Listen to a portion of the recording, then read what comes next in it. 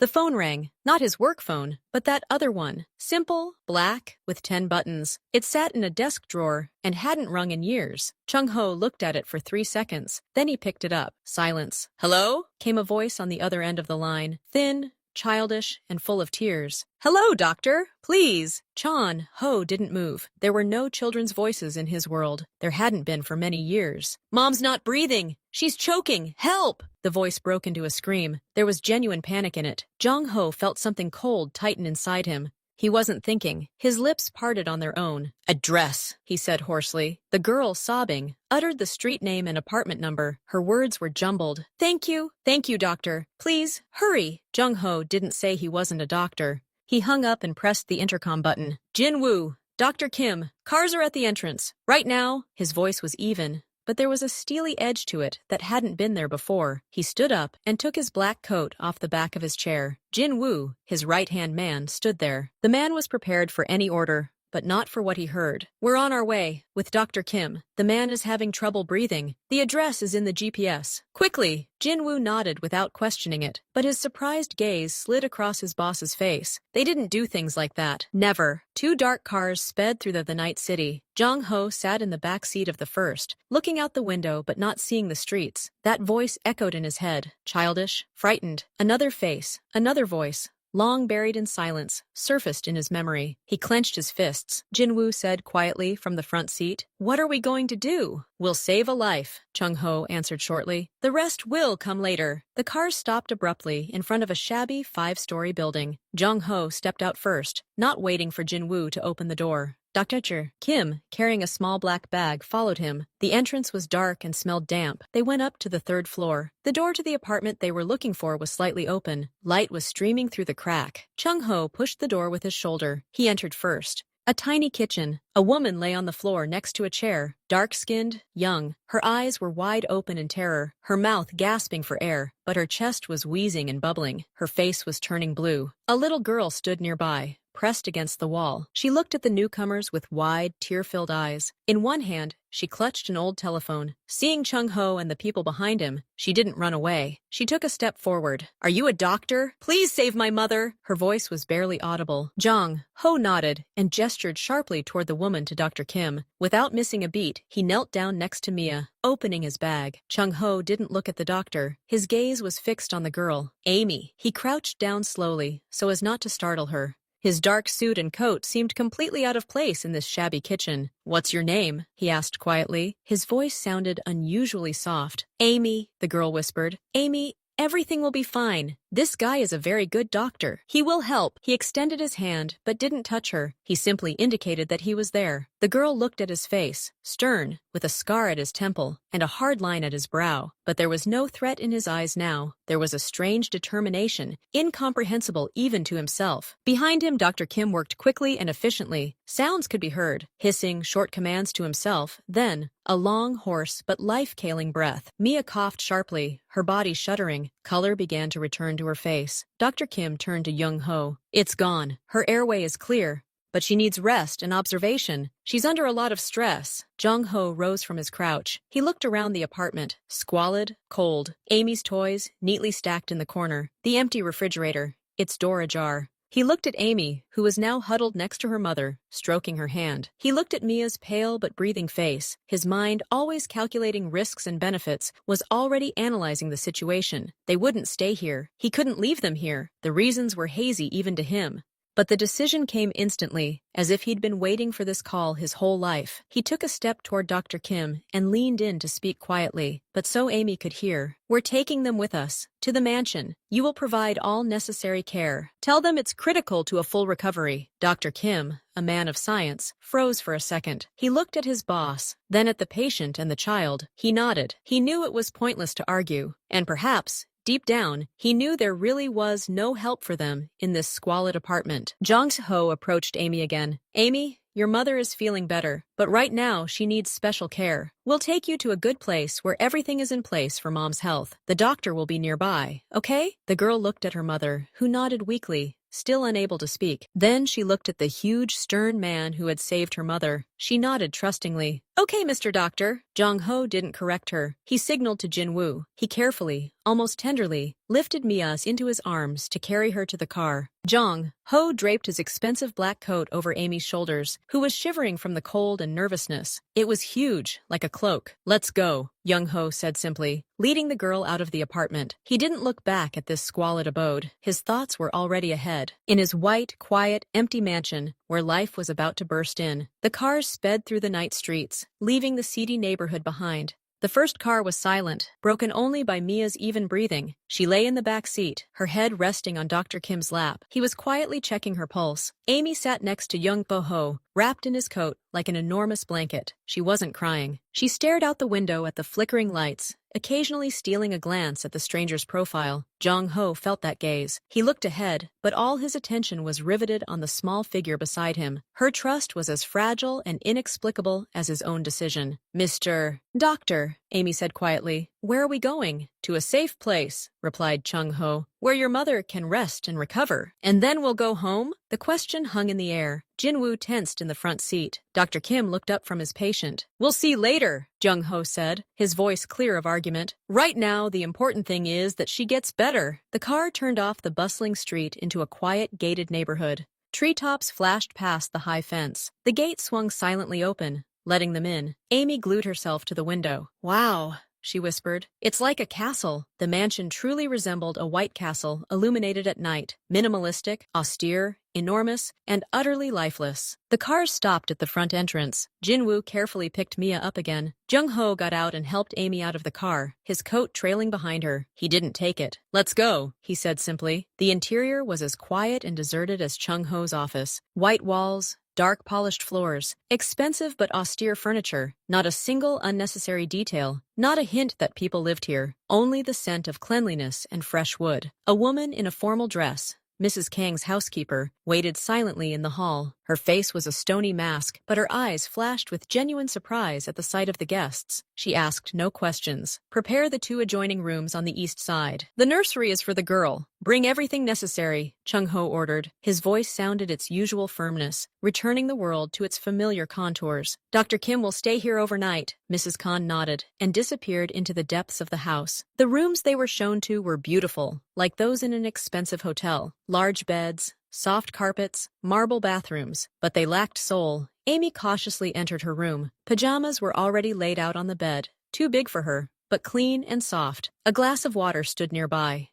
Kim laid Mia down in the next room and gave her a sedative to help her sleep and regain her strength. Amy didn't want to leave her mother's side. She sat down on the large chair in the corner of the room and tucked her legs under her. I'll just sit here, okay? She asked Jung-ho, who was standing in the doorway watching. He nodded. Mrs. Khan will bring you some food. You should eat. And you? Amy asked. I'll be right there, he said, and walked out, leaving the door ajar. Jong-ho didn't go to his office. He went into the small adjoining office, which overlooked the corridor leading to their rooms. He sat down in a chair. Jin-woo brought him the reports, but Jong-ho put them aside. He didn't read. He listened to the silence of the house, which was different now. A new sound entered it, the quiet, even breathing of 2 strangers who, for some reason, had become his concern. Mia awoke from a deep, heavy sleep. Consciousness returned slowly. First, she felt an unusual softness beneath her, not her hard sofa, but something sinking, enveloping. Then she felt a strange silence, not the hum of the city, but a deep, dense silence, and a smell, clean, fresh, with a slight hint of lemon or some kind of herb. Not her apartment. She opened her eyes. Above her was a high white ceiling with wooden beams. She slowly turned her head. A large, bright room. Expensive but boring clothes. A sofa, a table, a vase of fresh flowers. Where is she? Panic, sharp and cold, struck her temples. She tried to sit up abruptly, but her body wouldn't obey, and her head spun. The last thing she remembered, dinner, a piece stuck. Amy! Where's Amy? Mom? A quiet voice came from the right. Mia turned around. Amy was sitting in the large chair by her bed, wrapped in some kind of enormous black jacket. She was clutching an empty plate. Amy, baby,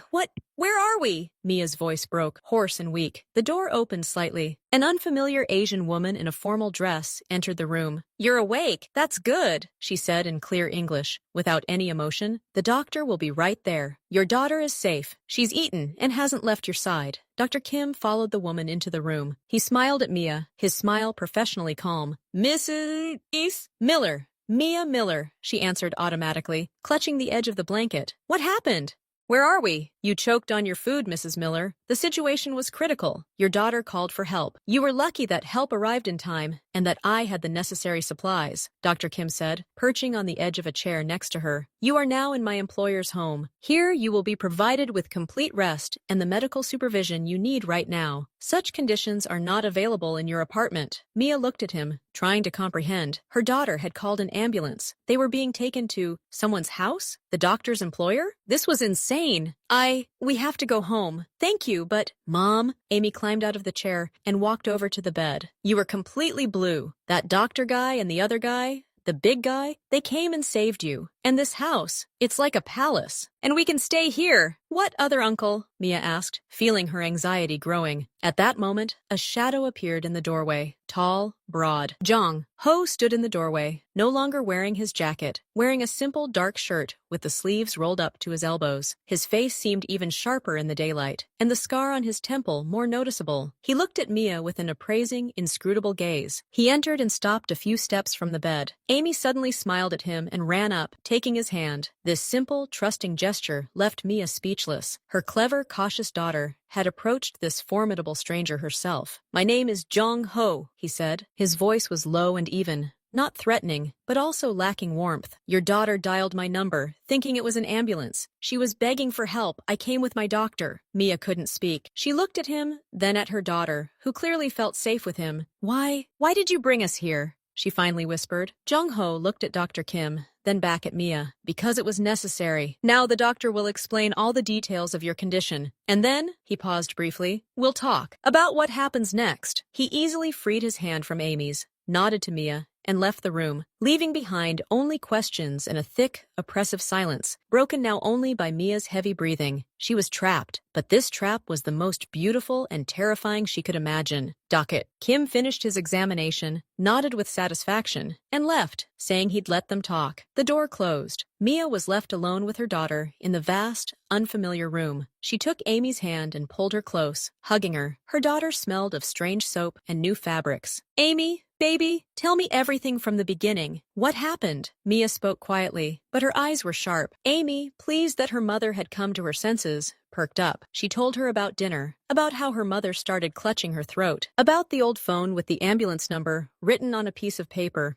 which she'd memorized, how she'd called, cried into the phone, and Uncle Jung Ho had answered, how he'd given her the address and arrived with other uncles and a doctor. He's so big, Mom, and stern, but he sat down next to me and said everything would be fine, and the doctor saved you, and then he gave me his coat. It's heavy. Mia listened, the ice in her chest giving way to the heat of anxiety. A random call, a strange man, a doctor, security, this mansion. Where is he now, this Uncle Jung Ho? He said he'd be nearby, Amy replied, yawning. The weight of everything she'd been through weighed her down with weariness. Can I sleep here? Mia nodded, settled her daughter into the huge chair, and covered her with the same jacket. Then she stood up. Her legs were shaking, but they held her. She put on the robe lying on the chair and walked out into the hallway. It was long, empty, bathed in cold light from the tall windows. She didn't know where to go, but after a few steps, she saw a door ajar. Behind it lay a small study with bookshelves, and there,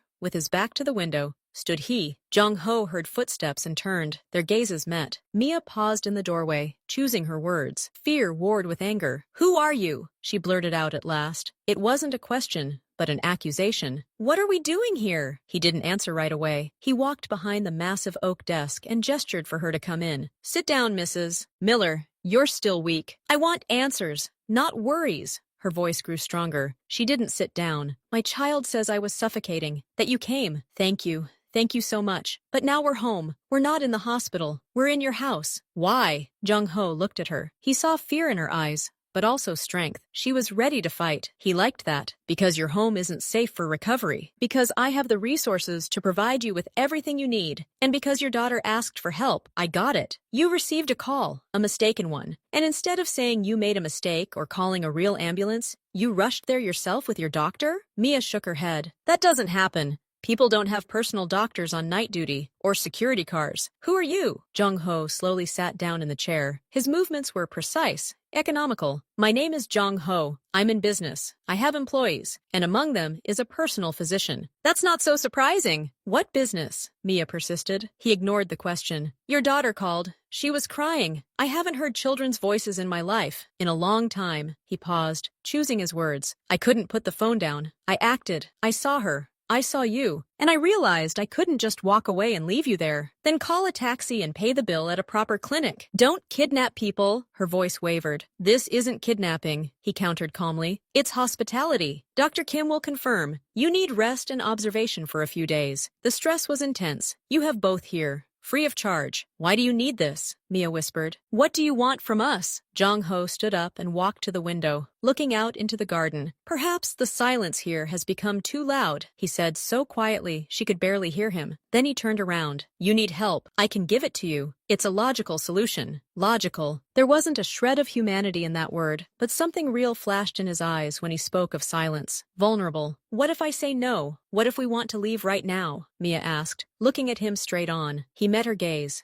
Then Kim will give you some recommendations and Jinwoo will take you home. You'll be in your apartment in an hour. He paused briefly. But before that, I want you to see something. He pressed a button on the desk. A minute later, there was a knock on the door. Mrs. Khan entered, leading Amy by the hand, washed and dressed in clean, pretty pajamas. The girl was beaming. Mom, this bathroom is like a swimming pool. And Mrs. Kang gave me such delicious cookies. And there's a toy shelf in my room. It's empty. But Mrs. Kang said we can fill it. Amy broke free and ran up to Jung Ho, unafraid, tugging at his sleeve. Uncle Jung Ho, can we really stay here? Really? I'm not bothering anyone here? He placed his large palm on her head, barely touching it. You're not in the way, he said. Then he looked up at Mia. The question is, what does your mother want? Amy looked at her mother with pleading eyes. Mom, please. You see, it's so nice and safe here. And Uncle is so kind. Kind. This menacing, silent man with a frightening power in every gesture. Kind. Mia looked at her daughter, who already considered this place an adventure. She saw clean clothes, a well-fed appearance, delight in the eyes, and she contrasted this with the damp apartment, the empty refrigerator, the fear of tomorrow that had haunted her for years. Chung Ho watched her. He saw the struggle. He saw the fear. He pressed her without uttering a single threatening word. The situation itself pressed her. Amy, go with Mrs. Kang and ask her to show you the garden from the window,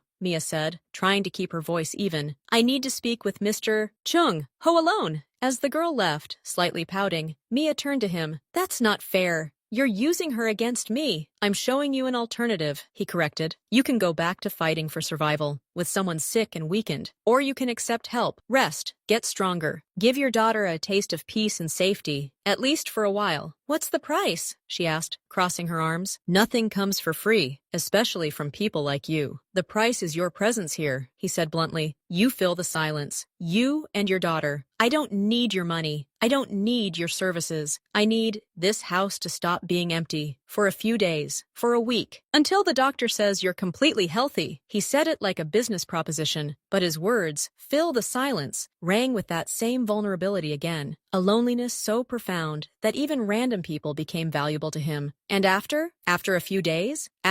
We'll decide. You can always leave. I give you my word. The word of a man she didn't know, but his tone left no doubt. He believed it meant something. Mia looked out the window at the perfect lifeless garden, then inside the house, where her daughter was laughing with a strange woman. She felt trapped in silk and velvet. To refuse would be ungrateful. To frighten her daughter, to return to chaos. To agree would be to make a deal with the devil, whose face was still polite and calm. She took a deep breath. She had no choice, really, and he knew it. Okay, she said quietly. We'll stay. For a few days. Chung Ho nodded, as if simply confirming the inevitable. A wise decision. Mrs. Kang will show you the house. You have everything you need. As Mia left the office, her knees buckled again. She had made her decision, but she didn't know she'd just crossed a threshold from which there was no easy way back. And Jung Ho, left alone, allowed himself a slight, barely noticeable smile. The first step had been taken. The silence in the office thickened again after Mia left, but this time it was different. It was filled with the echo of her voice, her fear, and her agreement. Jong Ho remained standing at the table for several minutes, his fingers slowly tapping out a rhythm on the polished surface. He had achieved the goal of the first stage. They remained.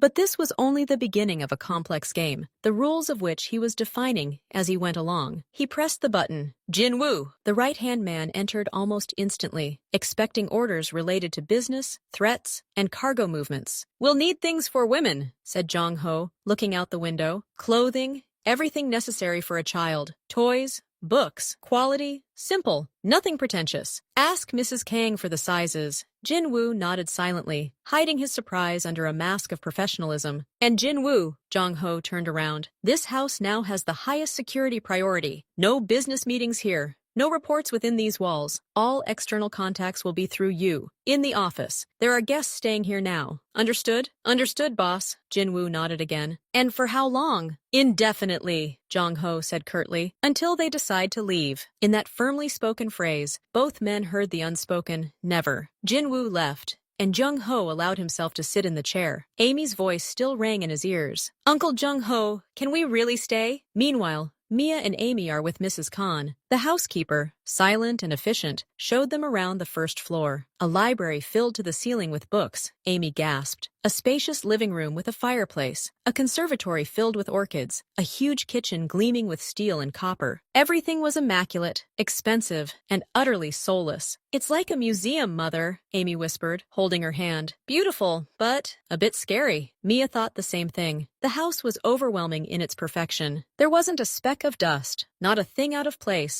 Not a hint of life. "Your rooms and everything you need will be delivered today," Mrs. Kang said, stopping at the massive door leading to the garden. "Breakfast, lunch, and dinner will be served in the dining room, or if you prefer in your rooms. Dr. Kim will visit you twice a day." "Thank you," Mia replied automatically. "And Mr. Chung-ho, does he usually eat dinner at home?" Mrs. Kang froze for a moment, as if she'd been questioned about the habits of a rare animal. "Mr. Jung-ho usually eats dinner in his office, or not at all. His schedule is unpredictable." She said it as a statement of fact, but Mia detected a note of something in her tone that might have been pity. Back in her room, Mia closed the door and leaned her back against it. Amy jumped onto the huge bed. "This is better than home, isn't it, Mom? It's warm and soft." "Yes, baby," Mia said quietly, "but this isn't our home. We're just guests. Just for a little while." "But Uncle Jong-ho said we could stay until you get better. That could be a long time." Amy smiled, and her enthusiasm was so genuine that Mia's heart sank. She walked to the window. The garden was vast, well-kept, and empty. A high fence, a cell in the corner, a beautiful golden cage. She had made a choice out of fear and a sense of duty to her daughter, and now she had to live in this cage. Evening of the first day. Dinner consisted of light chicken broth, steamed vegetables, and jelly for Mia, and delicious pasta for Amy. They ate together in the small, cozy dining room. Jong-ho didn't appear. His absence was palpable, like the silence after thunder. Mia was simultaneously dreading his arrival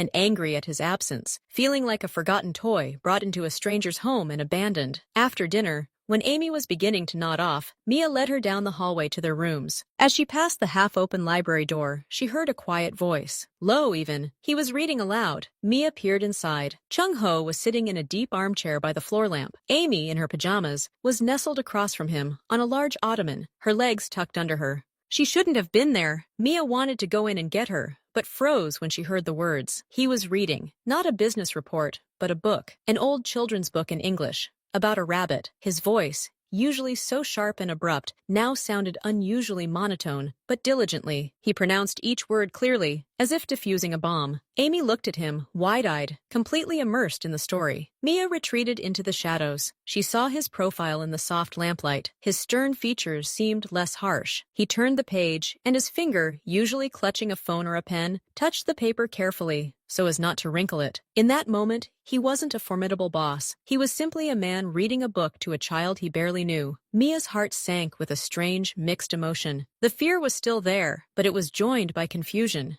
Who was this man? Why was he doing all this? Why was he playing this strange game of family? When the reading was finished and Amy yawned and said, "Thank you, Uncle Jung-ho. More tomorrow?" He simply nodded. "If you want. Now go to Mom." Amy ran out into the hallway and immediately saw Mia. "Mom, did you hear? Uncle Jung-ho reads like a robot. But it's funny. He said he'll read more tomorrow." Mia took her daughter's hand and led her into the room. She glanced back at the library door. Jong-ho was now standing in the doorway, watching them go. His face was once again an impenetrable mask, but something like a question flickered briefly in his eyes as they caught her gaze. Or a challenge. He nodded slowly to her, as if to a business partner after a deal had been made, and closed the library door. In her room, as she tucked Amy in, Mia thought about that nod. It wasn't a gesture of friendship. It was a reminder of her choice, that she had agreed to stay, and that he set the rules in this beautiful white house. And now she had to figure out what those rules were and how to survive them, keeping herself and her daughter safe. The first day was drawing to a close, and the feeling of being trapped only intensified, taking on new, even more complex nuances. She wasn't a prisoner, but a guest who feared her host and didn't know when she could leave. The next morning began with an unusual feeling. Mia woke not to the sound of an alarm clock or the sound of traffic outside, but to the silence and soft light streaming through the thick curtains. She lay there for a few minutes, listening. Nothing. No banging pipes.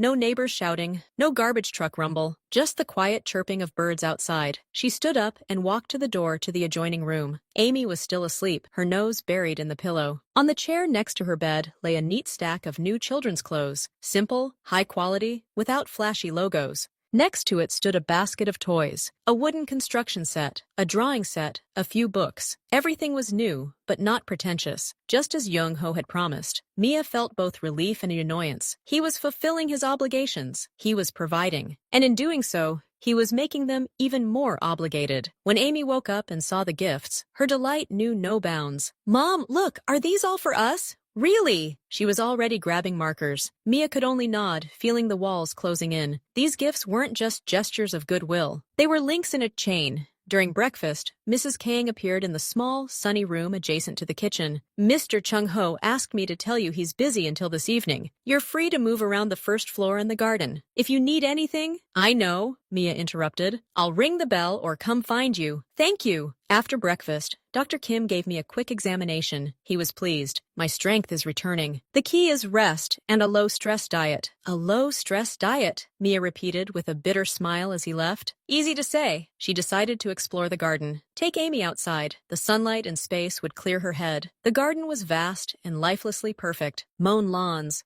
an ivy-covered gazebo, gravel paths, not a weed, not a fallen leaf. Amy ran through the grass but soon stopped, looking around. "It's boring here, Mom. No swings, no playhouse. Not even bugs. They're probably weeding everything out," Mia said, sitting down on a stone bench. The cold of the stone seeped through the thin fabric of her robe. She looked at the high blank fence. The cameras around the perimeter slowly turned. Security, isolation. It was safe and absolutely hopeless. Suddenly, Amy noticed a figure at the other exit of the house. It was Young-ho. He was talking to Jin-woo. Both were wearing dark suits, their faces serious. Jin-woo was saying something, pointing at his tablet. Young-ho was listening, his gaze cold and focused, completely unlike the fairy tale reader of yesterday. It was the look of a master making decisions that matter. Amy waved at him without thinking. "Uncle Jung-ho? Hello?" He paused, turning his head. His gaze met Mia's from across the garden. His expression remained unchanged, but he nodded slightly in their direction, then motioned for Jin-woo to stop his report. He said something short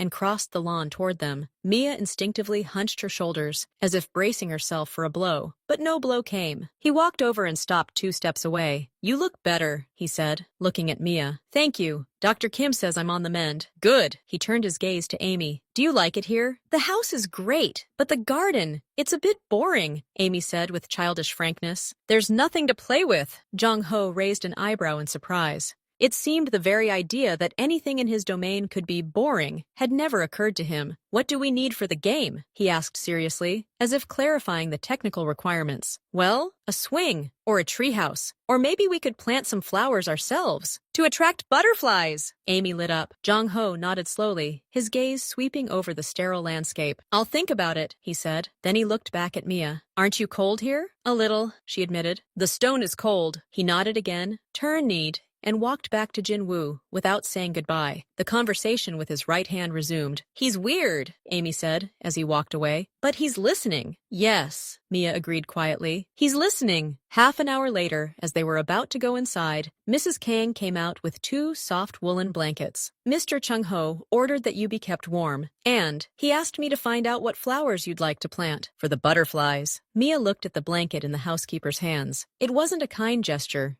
It was a test of obedience. He'd asked, and she'd answered coldly. He'd solved the problem. Now she had to answer his question about the flowers, join his game of decorating this place, take a step toward claiming it as her own. Tell him, lavender, please, and maybe echinacea. They do well in the sun, she said, her voice resigned. She hated that tone in herself. Mrs. Khan nodded and left. Mia felt on edge the rest of the day. She tried reading in the library, but her eyes skimmed the lines, missing the meaning. Amy was drawing raptly in her room, perfectly happy, and Mia caught herself listening to footsteps in the hallway, to the sound of doors opening, to his presence, which was felt even in his absence. He didn't show up for lunch. He didn't show up for dinner. But when Mia was putting Amy to bed that evening, the girl asked, "Mom, is Uncle Jung-ho coming over to read tonight? He promised to think about it." "I don't know, honey. He's probably really busy, but he promised to think about it," Amy insisted. "So he'll come." And he came. Exactly 15 minutes later, there was a knock on the door. It wasn't Mrs. Khan. He stood there, still wearing the same dark suit, but without the jacket, holding a book. "May I come in?" he asked, looking at Mia, but the question seemed addressed to Amy. She nodded happily. He settled back into the chair and opened the book. Mia remained standing by the door, watching. He was reading again in his even, emotionless voice, but today, Amy began asking questions. Why was the rabbit scared? Jung-ho paused, looked at the illustration, then at the girl. Because he was alone, and he didn't know what would happen next. "Like Mom and I were when you got the call?" Amy asked. Jung-ho froze. His gaze met Mia's for a second. Something flickered in his eyes. Recognition.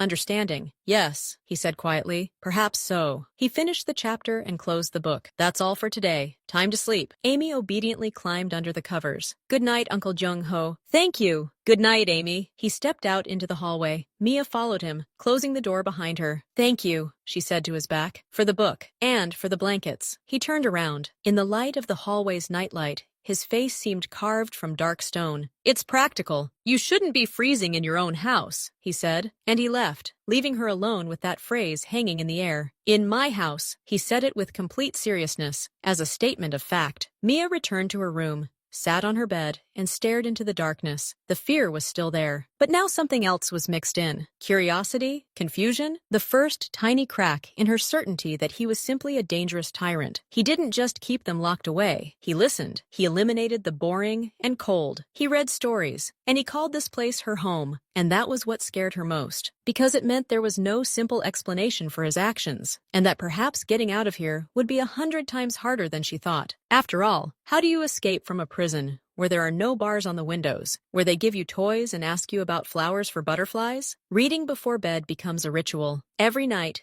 Jung-ho appears with a book. His reading remains monotonous, but Amy no longer notices it. She is immersed in the stories. Mia sits to the side, knitting or simply looking out the window, but she listens to every word, both his and her daughter says. One evening, after a story, Amy asks a question that makes Mia's heart stop. "Uncle Jung-ho, what do you do for a living?"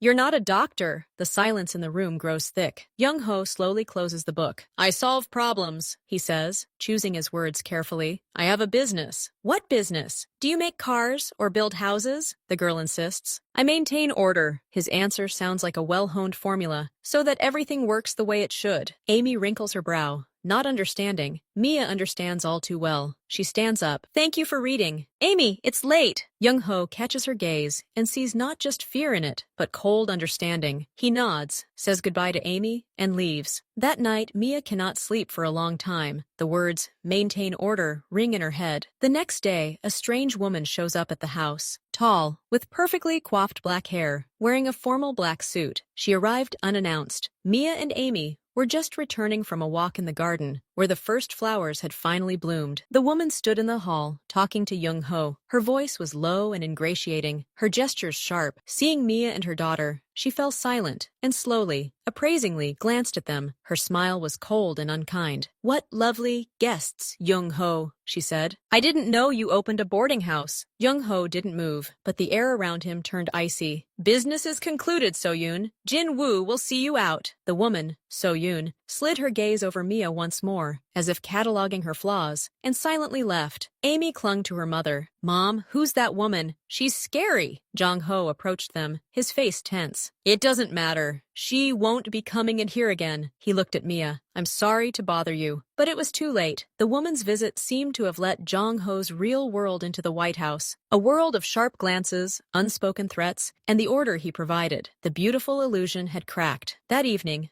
Jong-ho didn't come to read. Amy waited, but then fell asleep. Mia sat in the living room, staring at the fire in the fireplace. She thought about that woman, about how this house was just a quiet respite in the eye of the storm. She heard footsteps. He entered and stopped by the fireplace, looking at the flames. "She was right," Mia said quietly, not looking at him. "We're just guests here, and your business will sooner or later walk through this door again." Jong-ho was silent. "It was a mistake. It won't happen again." "And we are a mistake?" Mia finally looked at him. He turned. There was no anger in his eyes. There was weariness. "No," he said firmly. Then he paused. "You can leave tomorrow morning if you want." Mia hadn't expected this. She braced herself for excuses, for threats. "Why?" she asked, confused. "Because you're afraid. Not just for yourself. For her." He nodded towards Amy's room. "And you're right. My world is not for children. And maybe not for you." He spoke evenly, but there was something like regret in his voice. "You're giving us a choice.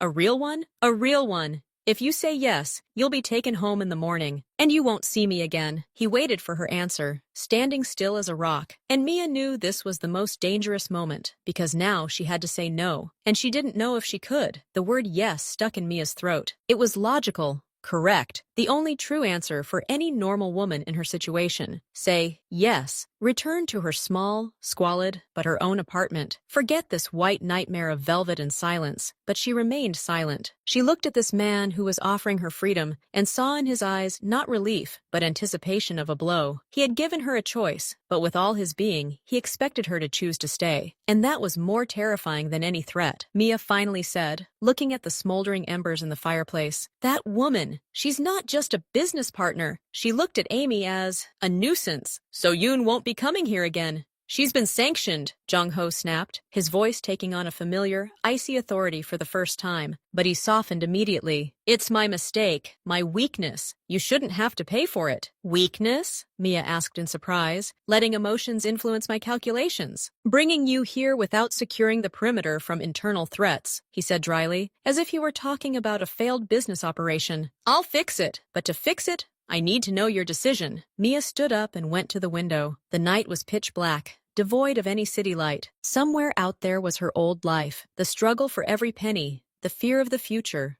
the loneliness. And here was peace, safety, and danger masquerading as care. "If we leave, what will happen? Will you really leave us alone?" she asked without turning around. "Yes," he replied without hesitation. "You'll just become an unpleasant memory of a mistake. It's not my nature to delve into the past." "What if we stay?" Mia's voice wavered. "Then you will become part of this house, its most guarded assets. No threat, internal or external, will touch you. You will have everything you need. And," he hesitated, "and you will never have to fear tomorrow. Ever." It wasn't a request. It was an offer. A contract, her safety and peace in exchange for her presence. For her presence to fill this terrifying silence. "I need time. Until the morning," Mia said. "Before breakfast." Jong-ho nodded and left the living room, leaving her alone with the most difficult dilemma of her life. Mia tossed and turned all night. She'd come to Amy's bed and look at her calm, carefree face. The girl had changed in just a week, rosy-cheeked, plump, and joyful. She'd chatter about the garden, about books, about Uncle Jong-ho, who, though strange, was one of them. What could she give her alone? Fear, poverty, constant, exhausting work? And what did this man give? Stability, education, a future, at the cost of freedom. But what is freedom when you have to choose between paying bills and eating? At dawn, Mia fell asleep for an hour and woke with the clarity of despair. She knew the answer, not the right one, but the only one possible for a mother. At breakfast, Amy, as always, chattered incessantly. Chung-ho was gone. Mia had barely eaten anything. "Amy, honey, tell me honestly, are you happy here?" "Yes." The girl's eyes lit up. "Very. I have my own room, and books, and a garden, and Mrs. Kang teaches me how to bake cookies." And Uncle Chung Ho reads to me at night. We're not leaving, are we? There was such horror in her voice at that last sentence that Mia shuddered. Her daughter had already become attached. She didn't want to go back. Mom will decide, Mia said softly. After breakfast, Mrs. Kang said that Mr. Chung Ho was waiting for her in the winter garden. He stood among the orchids, so rare and unearthly in this space. He didn't ask right away. He waited. We're staying, Mia breathed out,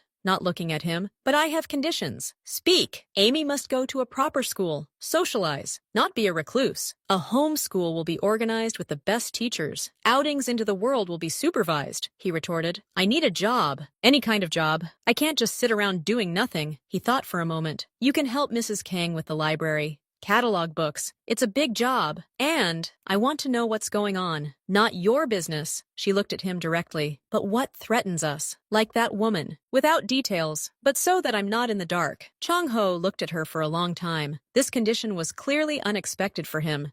This is not your war, he said quietly, but it could come to my doorstep. I have to be prepared. He nodded slowly. Okay, you will be aware of the bare minimum. So-yoon is a former partner. Her ambition outstripped loyalty. She saw a weakness in you that could be used against me. Now she knows that it's not a weakness. It's a rule. A new rule. Mia swallowed. He had just admitted that their presence had changed the order of his empire. And one last thing, her voice wavered. Promise me you will not harm Amy. Never. Not in word or deed. Jung Ho tore his gaze from the orchid and looked at her. There was no anger or surprise in his eyes. There was a strange, almost paternal seriousness. I swear on my honor, as long as I live, nothing will happen to her. I will take care of her. It was more than she expected. Mia nodded, feeling her legs buckle. The deal was done. The decision was made. Mia felt like a traitor, having traded her freedom for a full stomach. But when she saw Amy joyfully running into the garden, where workers, on Jung Ho's instructions, had already begun installing a small but sturdy swing, some of the heaviness lifted from her heart. Jin Woo came to see her that afternoon. He was respectful but cold. Mrs. Miller, the boss has instructed me to brief you on security measures. You and Amy will be given special phones with one button. A red button. It connects directly to me or the boss. Always. If anything triggers an alarm, press it. Additional hidden guards are posted in the garden and at all exits. You do not need to look for them.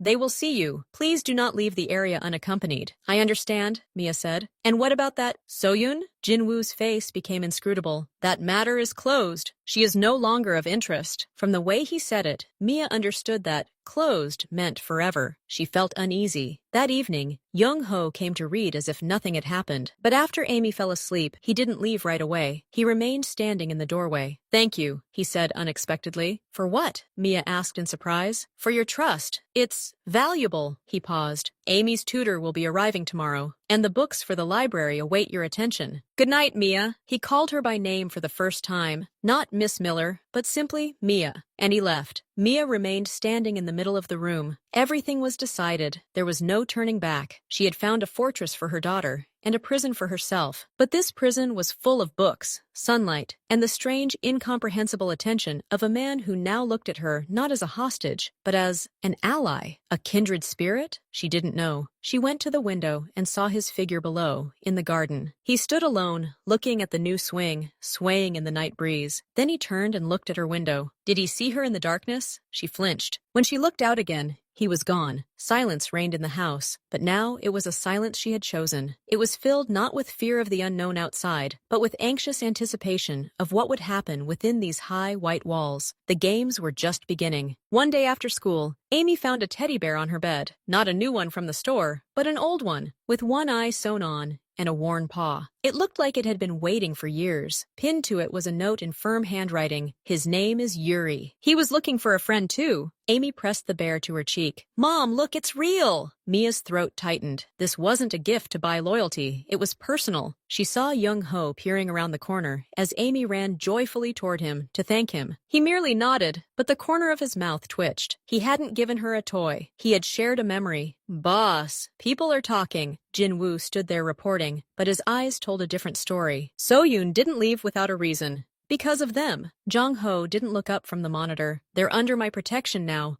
that changes the rules. But they're a weakness. They can be used against you. Jung-ho slowly raised his head. You're wrong. They're not a weakness. They're a reason. A reason not to descend into the darkness from which we both emerged. That's their strength, and mine. Jin-woo was silent. For the first time in 15 years, he saw in his boss's eyes not calculation, but a reason that couldn't be converted into money. Mrs. Kang set the table with popcorn. Amy chose a cartoon. Mia sat in the far chair, and Jung-ho sat against the opposite wall, as if in a meeting. But when a silly song started playing on the screen, Amy began to giggle. Mia couldn't help but smile. And then she heard another sound, a short, hoarse exhalation. She looked at Jung-ho. He sat with his head propped up in his hand, his shoulders shaking slightly. He wasn't laughing out loud. He was just quietly choking on the laughter, like someone unaccustomed to that reaction. Amy didn't notice, but Mia did. And in that moment, he stopped being just the boss. He became a man who had forgotten how to watch cartoons. Mia was helping Mrs. Khan sort through the books in the library. A yellowed photograph of a young man fell out of an old encyclopedia. Jung-ho, without a scar, with a soft gaze. Next to him, a woman with a kind smile, and a little girl in her arms. On the back, a date and a single word in Korean. Mrs. Kang, entering the room, froze. Give me this, please, her voice wavered. Mia silently handed over the photograph. Mia began. They were his world, the housekeeper said quietly. And then there was no world. Until now, she left, clutching the photograph tightly. Now Mia understood the nature of the silence they had broken. From the winter garden window, Mia saw a black car pull up to the gate. An agitated man emerged, gesturing at Jin-woo. Suddenly, everything froze. Jung-ho emerged from the house. He walked slowly, without rushing. He didn't raise his voice. He simply approached, listened for a second, and then said one thing, just one phrase, and the man in front of him went limp, not from fear, but from icy, absolute understanding. He nodded submissively, got into the car, and drove away. Jung-ho turned, and as if sensing her gaze, met Mia's eyes through the glass. No malice, no rage, only emptiness, the same emptiness he had emerged from while reading Amy's story. He entered the house, and for a long time, Mia couldn't warm her frozen hands. That evening, he came not to the nursery, but to her living room. You saw, he said. It wasn't a question. I saw.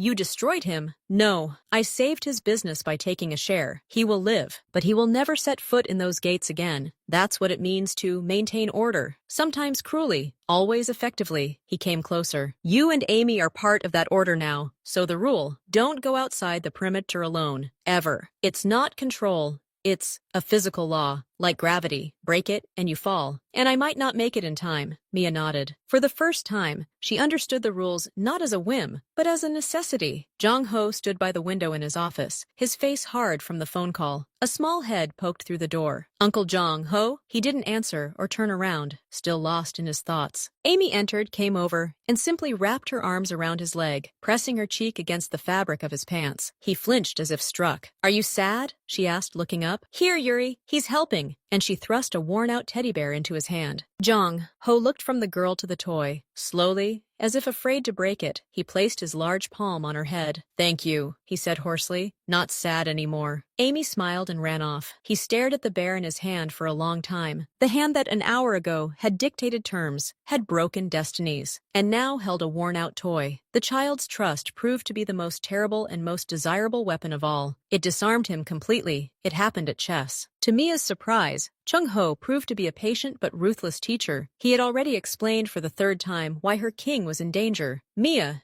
usually focused, this time, out of fatigue and frustration, made an absurd move. She placed her rook under direct attack from his queen. She realized her mistake and gasped. Jung-ho looked at the board, then at her upset face. And suddenly, in a dry, decisive tone, he said, This isn't a move. This is suicide, with the elements of betrayal of one's own army. It sounded so absurd and so accurate that Mia blinked, and then a strange sound escaped her throat, something between a sob and a cough, and then a real ringing laugh. She laughed, covering her face with her hands. She hadn't laughed so sincerely and loudly, it seemed, since Amy was born. Jung-ho didn't laugh. He watched, but the finest wrinkles gathered in the corners of his eyes. He pushed his queen aside. Let's start the game over. Your rook, I see, is showing signs of desertion. We need to boost its morale. And she laughed again. The ice hadn't melted, but the first ringing crack appeared in it. The conversation began late that night, after Amy had fallen asleep. They were drinking tea in the library. He asked not about everyday life, but about the essence of it. Amy is wise beyond her years. That's because of you, he stated. Out of necessity, Mia sighed, looking at the steam. Her father disappeared when I was 5 months pregnant, said he wasn't ready. I never saw him again. She spoke without self-pity, simply stating the facts. I worked 3 jobs: nanny, waitress, office cleaner, anything to put food on the table and a roof over her head. There was no time to laugh. Constant fear. Jung-ho listened without interrupting. Fear is a poor companion, he finally said. But it is a reliable one, Mia countered. It keeps you from relaxing. It forces you to survive. Survival is not life. It is a postponement of death. His words were harsh, but there was no judgment in them. There was understanding. You are strong, but strength spent solely on survival is wasted. And what is it worth spending it on? Mia asked challengingly. He looked at her. On building, a garden, a fortress, a future. What will remain after you? She was silent. He had just described his life, and perhaps he was offering her a new path. The Saturday morning silence was shattered by the roar of several engines. From the window, Mia saw 3 black SUVs pull up to the gate. Not the modest cars of her partners, but aggressive, tinted ones. 7 men in tracksuits emerged. Their postures, their glances scanning the area, screamed one thing. This wasn't a courtesy visit. This was a test of strength. Jin Woo and 2 security guards were already standing at the inner gate, blocking the entrance. Mia, clutching the red phone, froze by the window. Amy, sensing something was wrong, fell silent nearby. Mom, what is this? Before Mia could answer, the door to her room quietly opened. Jong-ho stood there. He was jacketless, his sleeves rolled up. His expression wasn't anger, but a cold, almost surgical focus. Down, to the wine cellar, now! His voice brooked no argument. He didn't look at her, his gaze fixed on the tablet in his hand, which was streaming footage from the security cameras at the gate. What's going on? It doesn't matter. You're safe. Go! The wine cellar wasn't just a storage room. It was a fortified space behind a secret door on the ground floor. It was quiet, cool, and had a sofa. Mrs. Khan was already there with a thermos of tea and coloring books for Amy. Stay here. Don't come out until I come in person, Jong-ho said, his eyes meeting Mia's for a second. There was no fear in them. There was iron confidence and something else. A warning. Whatever you hear, this is not your war. Your job is to remain silent and wait. He walked out, and the door closed silently. Mia hugged Amy. They heard muffled sounds, footsteps upstairs, distant voices, then a sharp, abrupt shout in Korean. Not Jung-ho, someone else, screaming in anger. Amy was shaking. Will they beat Uncle Jung-ho? No, baby, Mia whispered, surprised at her own certainty. They're afraid of him, she could tell by the tone of her scream. It held the anger of impotence. Chung-ho stood in the doorway again. He was wearing the same jacket. On his hands, on the snow-white cuff, a single small, clear drop of red blood lay. Not his. It's over. They're gone, he said simply. His gaze fell on the drop. Slowly, without fuss, he rolled up the cuff, hiding it. Sorry to disturb you. You can go back upstairs. He didn't explain anything, but the moment he turned, Mia saw not a mafia boss, but a wolf, driving the intruders from his territory. Both she and Amy were part of that territory. His final rule wasn't a word, but a deed. He hid them in the safest place,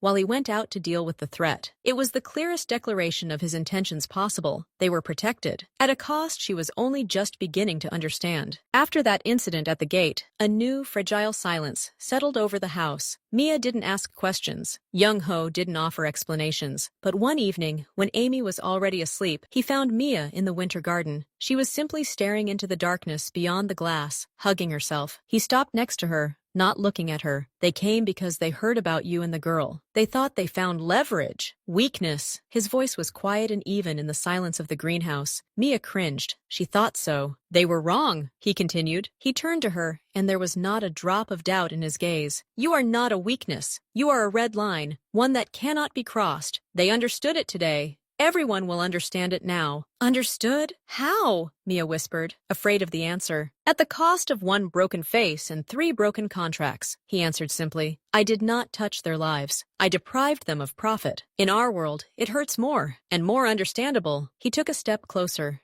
and now his words sounded not like a threat to the world, but like a vow to her. You are safe, Mia. She is safe. This is not a question of luck or circumstance. It's a fact, like the walls of this house. Remember that. He left, leaving her with those words. They hung in the warm, damp air among the orchids, not just a phrase. They were the foundation on which she could now stand, if she chose. It was Amy who took the initiative. She asked Mrs. Kang at dinner, "Why does Uncle Jung-ya-ho always eat alone? Is he sad?" The housekeeper, stunned, relayed the question, and now the three of them sat at the large dining table. Jung-ho at the head, Mia and Amy across from each other. It was awkward. The silence was broken only by the clink of cutlery. Amy, as always, broke the tension. "Uncle Jung-ho, do you like fish?" "I'm not so much, but Mom says I should." Jung-ho looked at the plate as if he were seeing fish for the first time. "It's healthy," he said after a pause. "Then it's not tasty," Amy laughed. "The cookies. That's it." Mia wanted to stop her, but saw Jung-ho looking at the laughing girl, not with bewilderment, but with some kind of dull, long-forgotten tenderness. "Cookies are a strategic reserve of happiness," he said unexpectedly, in a serious tone. "You can't waste them!" Amy burst into laughter. And then something happened. The corners of Jung-ho's lips twitched. Then they lifted. It wasn't a smile. It was her very first hesitant sketch, but it was exactly it. Mia, watching this, suddenly felt not fear, but something else, almost warmth. They ate tasteless fish, laughed over cookies, and for a moment,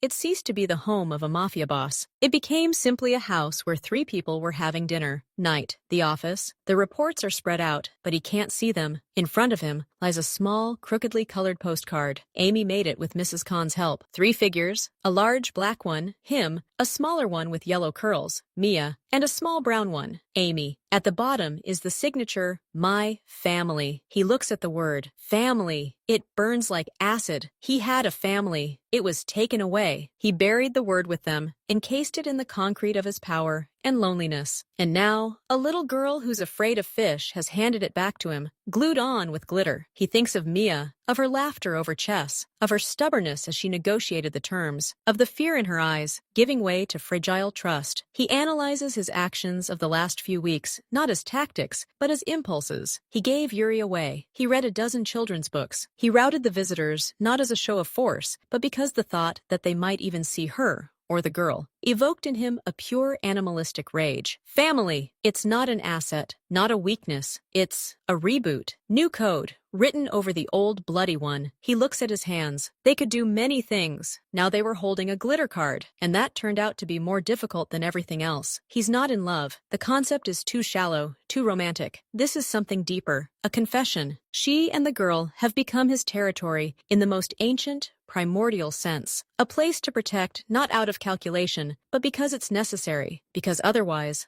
life will return to the endless, quiet desert it was before the call. Jung-ho carefully, as if diffusing a mine, places the postcard in the top drawer of his desk. Next to the pistol, two most important objects, one to protect this new fragile reality, the other a symbol of it. He doesn't yet know what to do with it, but he already understands. There is no turning back. They are his now, and he is theirs, forever. They were left alone in the library after Amy fell asleep. The silence wasn't awkward, but tired, peaceful. Mia studied the spine of the book, then said without looking up, "I wasn't afraid much today. When we were having dinner, it's strange." Jung-ho put the newspaper down. "Fear is a habit. Habits can be unlearned." "What habits have you unlearned?" she ventured. He was silent for a long time. He looked at the fire in the fireplace. "The habit of not noticing what time of year it is outside. The idea that silence is the norm. The feeling that tomorrow will be the same as yesterday, and there's nothing wrong with that." "What's wrong with that? Stability?" "Meaninglessness," he said quietly. "I built an empire out of fear and respect, but it was uninhabitable. It was like this house before you. Perfect and dead." Mia looked at him. "Why didn't you send us away then on the first day? It would have been easier." He met her gaze. "Because your voice on the phone was the first real thing I'd heard in years. There was no calculation in it, just pure absolute need. And I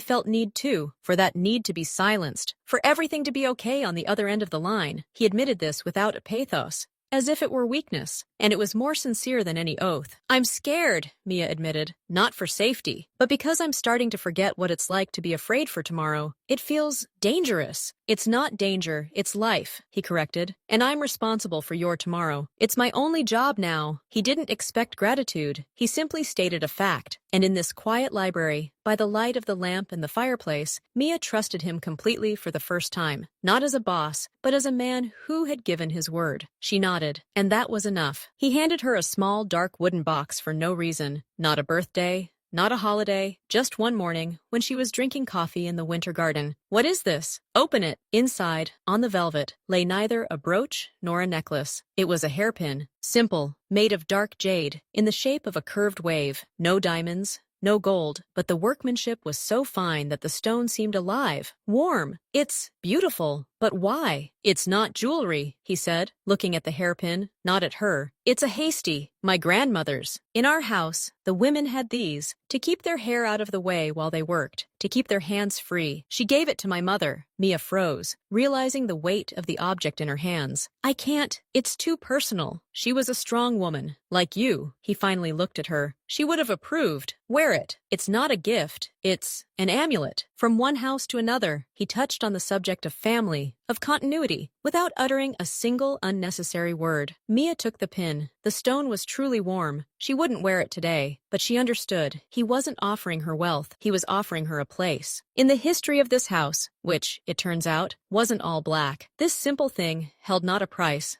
but a legacy and trust. Mia sat in her room, a hairpin in her hand. She thought not of the past, but of the future, a strange, vague future that was no longer her own. It was shared with him, with Amy. She sketched a garden plan in her notebook. Lavender for the butterflies Amy had mentioned, maybe a small herb garden, a bench by the swing. Like simple, mundane plans that somehow now seemed revolutionary. She could make them come true. Here, in this fortress. But along with hope came a chill of doubt. Who would she become? Her boss's adornment? A caring prisoner? The mother of his child? The last thought made her shudder. She looked at Amy sleeping. She would like to give her a brother or a sister. But in this world, with this father, she wasn't afraid of him. She was afraid of the world he kept behind a high fence. And she was afraid that one day this world would demand payment from him for their quiet happiness. And she knew he would pay without hesitation, at a price she might not even immediately understand. She hid the notebook and the pin in the box. The future was simultaneously terrifying and inexorably desirable. Like a leap into warm but unfamiliar water, she decided to stop fighting the current. But keep her eyes open. The conversation in the office was different, more businesslike. Zhang Aho and Jin Woo weren't discussing contracts, but liquidation. The supply department at the port, So Yoon, was the key link there. "We need to restructure the system. Remove her people," Jin Woo was saying. "Remove!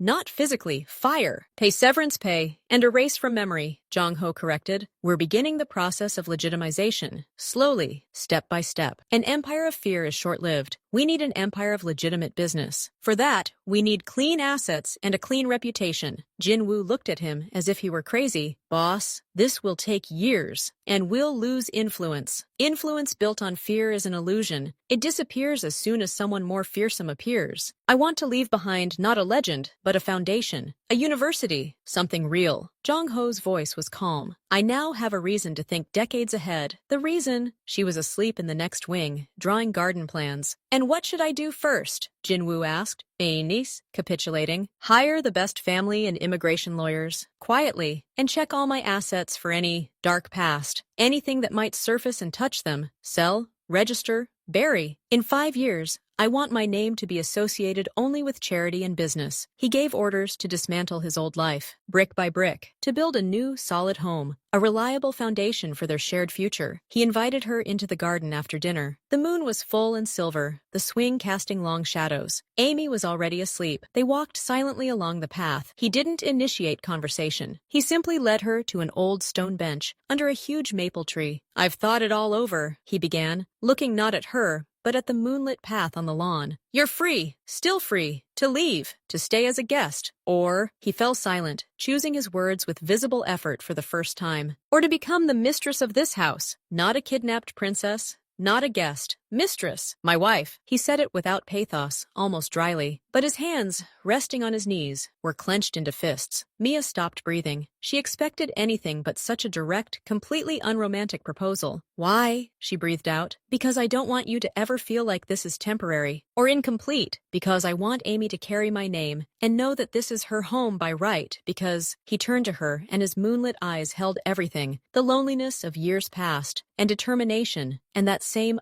unspoken need, because I can no longer imagine tomorrow without you. Not legally, not in my thoughts. This is not romance. This is necessity. Mine. I hope yours too. He didn't kneel. He didn't take out a ring. He was offering her a partnership, the most important contract of his life. Mia looked at him, at this strong, dangerous, broken and rebuilt man who had learned to laugh and read fairy tales, who was breaking his empire for the sake of her future, who offered her not a ring, but his grandmother's jade pin. She was afraid, but fear was an old, familiar friend, and what she felt now looking at him was new. It was a decision. She nodded slowly. Yes, she said quietly, but with a condition. What? His voice was tense. Ask Amy. If she says yes, then my answer is yes. An expression she had never seen before appeared on his face, profound, almost childish bewilderment, mixed with respect. He nodded. The next day, serious and pale, he asked the 5-year-old girl the most important question of his life. And when Amy, hugging Yuri, joyfully cried out, "Yes, yes, so you're our Uncle Jung, ho, forever, right?" He knew he had it all. And Mia, watching this, understood that her condition had not been a test for him. It had been the last doubt for herself, and now it was gone.